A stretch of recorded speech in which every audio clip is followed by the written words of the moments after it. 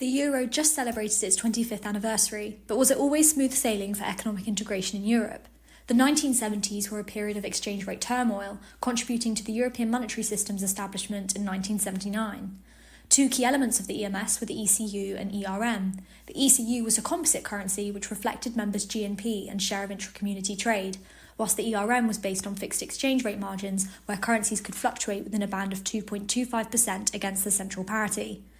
With no official currency anchor, the Deutschmark was the stable centre of the ERM. However, realignments were common and issues arose following German reunification, with the UK forced to leave on the 16th of September 1992. Referred to as Black Wednesday, let's take a closer look with Clem at what caused the crisis. Hi, I'm economist Clem, and according to Christina Sevilla, the strains within the ERM were due to the unfortunate confluence of exceptional circumstances, the shock of German reunification, a debt-driven recession in Britain, and the uncertainties caused by the Danish and French referendums on Maastricht.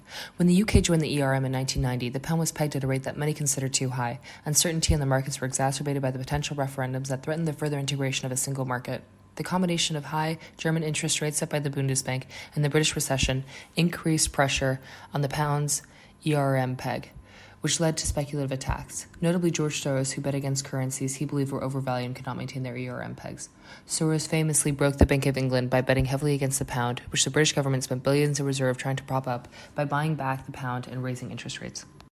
The ERM system was asymmetric due to bilateral grid parity and favored stronger currencies, forcing weaker ones to adjust more to maintain fixed exchange rates.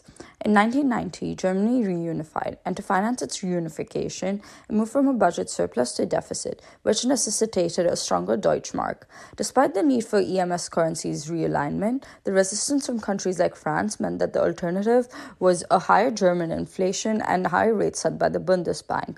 This harmed other ERM countries that were in recession by forcing them to keep interest rates high when worsening the economic downturn. The strain from these adjustments and German economic changes led to speculative attacks on currencies.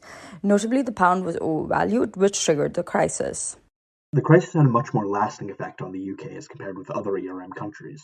Where the UK exited ERM entirely, other countries who had breached their currency bans were readmitted with either broadened bans or adjusted central parity.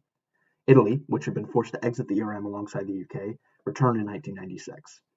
It was estimated in 1997 by the UK Treasury that the crisis had cost upwards of £3 billion from trading losses and non-realised profits, and this forced the UK to find a new mechanism to anchor its currency in the form of inflation targeting. The ERM crisis had long-lasting political effects in the UK and led to the defeat of the Conservative Party in the 1997 general election. Despite losses, however, there are some who view the crisis as a marker of the UK's incongruity with ERM, and the events of 1992 as a blessing in disguise. Created using Powtoon.